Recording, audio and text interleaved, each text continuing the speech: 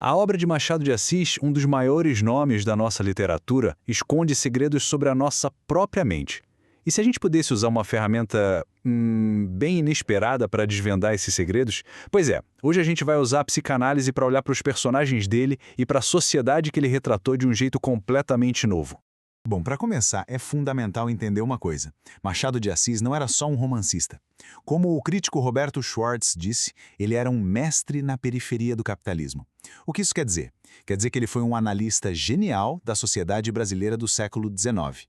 Ele viveu bem naquela virada do Império para a República, o fim da escravidão, e ele soube captar, com uma precisão de cirurgião, o mal-estar e as contradições da elite daquela época.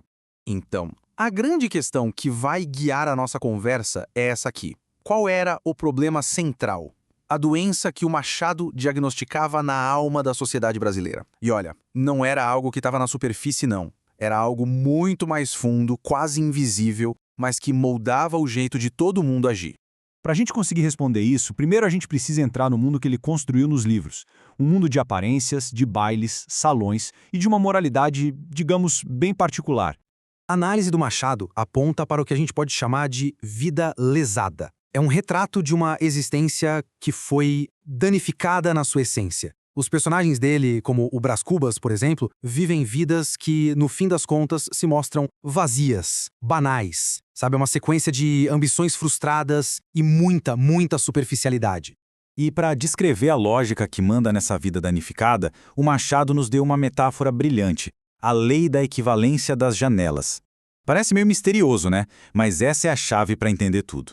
Essa tal de lei das janelas é, na verdade, uma moralidade de fachada. Nela, a consciência de cada um simplesmente se dobra ao que é socialmente aceito. O que importa não é ser bom, mas sim parecer bom. A pessoa acaba se tornando um produto do seu tempo e a vida nesse sistema todo vira uma grande performance, uma farsa. Mas por que as pessoas agiriam assim? Seria só hipocrisia? Ou será que tem algo mais profundo, uma necessidade psicológica por trás dessa máscara toda? É exatamente aqui que a nossa análise dá uma virada bem interessante. Para a gente ir além da crítica social e tentar entender a raiz psicológica desse comportamento, vamos sair um pouquinho da literatura e buscar uma ferramenta em outro campo, a psicanálise. E para isso, vamos conhecer o pediatra e psicanalista britânico Donald Winnicott.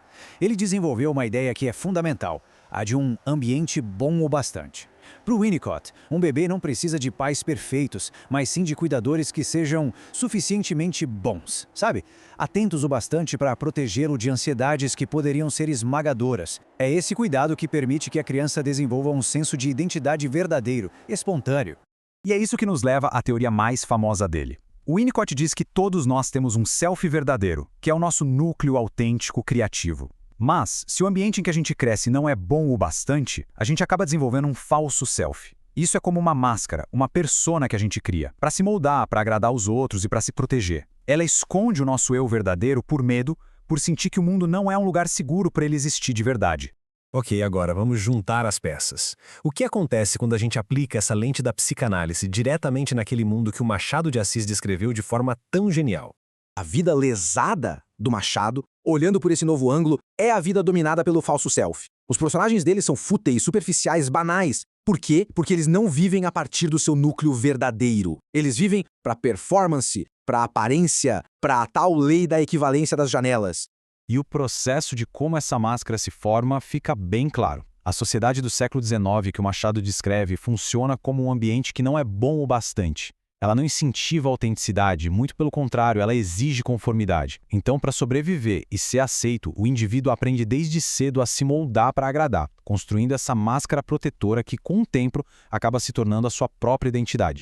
E aqui vem o ponto central da nossa análise. O Brás Cubas, aquele narrador defunto de Memórias Póstumas, é a personificação literária perfeita do falso self. A vida dele é uma série de gestos vazios, de projetos que não nascem de um desejo genuíno, mas sim da vaidade, da necessidade de ser validado pelos outros. Ele vive e morre sem nunca ter se sentido verdadeiramente real. Agora, com essa ideia em mente, a gente pode até reavaliar o próprio estilo de escrita do Machado de Assis. Muitos críticos, principalmente na época dele, acusaram o Machado de ser um autor alienado. Falavam que ele não se envolvia com as grandes questões sociais do Brasil, como a abolição da escravidão, e que a arte dele era meio que uma fuga da realidade, uma arte pela arte. Mas se a gente olhar com essa nossa nova lente, esse distanciamento ganha um significado totalmente diferente. Não é alienação, é uma técnica. Pensa bem, é como um analista, que mantém uma certa distância para permitir que o paciente reflita. O Machado cria um espaço para quem está lendo. Ele não dá as respostas prontas. Ele força a gente a se questionar e a questionar a sociedade. É uma postura profundamente crítica e não indiferente. E tudo isso nos leva à nossa conclusão, que é sobre o poder e a função da grande literatura. O Winnicott nos deixou essa imagem que é muito poderosa. Ele disse que o primeiro espelho que a gente tem na vida é o rosto da nossa mãe. É nesse reflexo que a gente começa a construir o nosso senso de quem somos. É um espelho que nos devolve a nossa própria imagem e nos faz sentir reais. Pois é, a grande literatura, e é de Machado de Assis em especial, funciona exatamente como esse primeiro espelho. As obras dele não são só histórias, são um espelho no qual a sociedade brasileira daquela época podia se enxergar, com todas as suas máscaras, suas farsas e suas vidas lesadas. E a pergunta final que a obra dele nos deixa é a mais provocadora de todas. Mais de um século depois, quando a gente olha para esse mesmo espelho, o que ele reflete sobre a nossa sociedade hoje? Será que a lei da equivalência das janelas ainda nos governa? A genialidade do Machado nos obriga a encarar essa questão.